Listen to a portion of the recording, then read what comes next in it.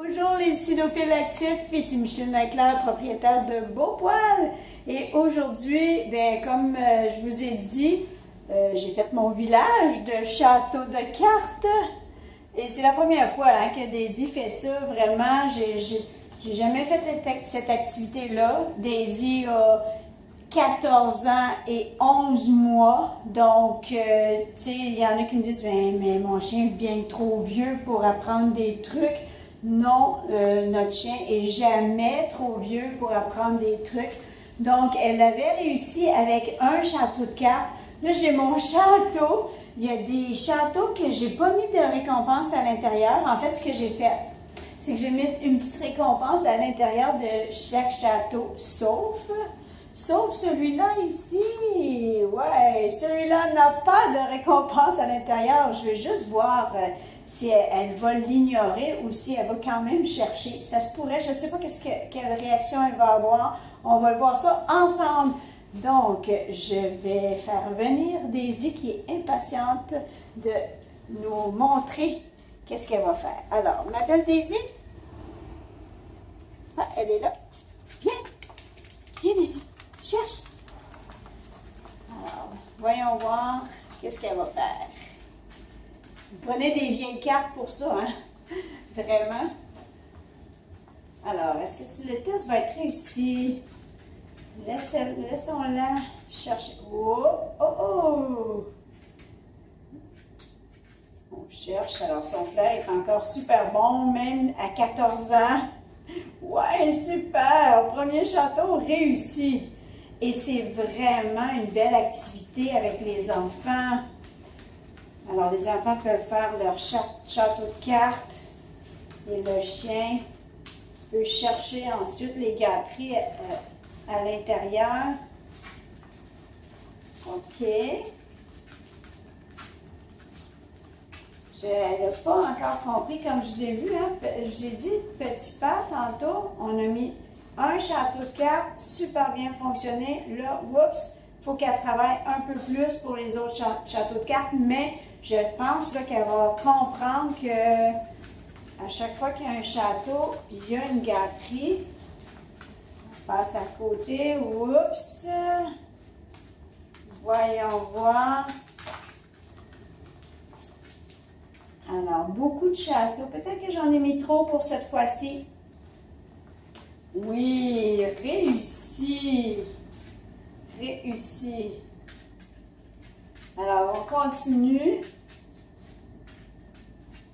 Elle n'a pas compris encore que c'était en dessous des châteaux. C'est intéressant de l'avoir travaillé. Parce qu'en fait, ce que je fais habituellement, c'est que je mets les gâteries un peu partout, proche des murs, puis elle doit chercher. Mais elle n'a pas compris que c'était en dessous. J'ai pas assez pratiqué avec elle. Que c'est intéressant. OK, il y en a un autre ici. Oui, là, elle vient de comprendre. On va voir si... Alors là, vous ne me voyez plus, c'est normal, parce que j'essaie de prendre Daisy. Parfait. Un autre château peut-être.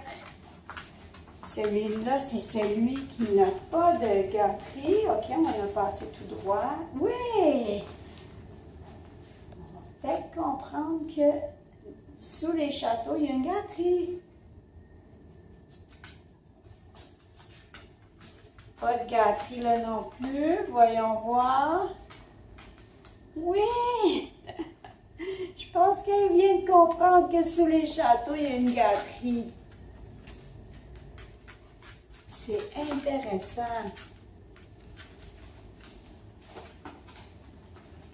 Un autre château. Oui! Je vous suggère de faire là, mon chien est petit, puis les châteaux pouvaient être plus rapprochés, mais si vous avez un gros chien, je vous suggère de mettre vos châteaux un peu plus dispersés pour être certain ou certaine que le chien... Oh, je viens de défaire un château en reculant! Et voilà. Ben, défi réussi parce qu'en fait, Lizzie a été capable d'aller chercher chacun des châteaux. Hey, c'est excellent. Ben, bravo, ma belle Lizzie, t'as réussi. Et ça a été vraiment, vraiment plaisant à faire. Donc, ben, essayez-le. Vraiment, là, c'est plaisant. Et si vous avez des enfants, en plus, faites participer les enfants.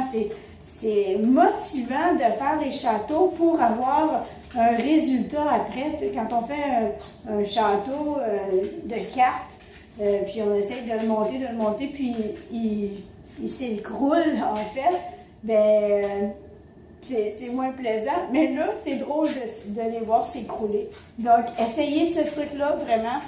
Ça a bien fonctionné.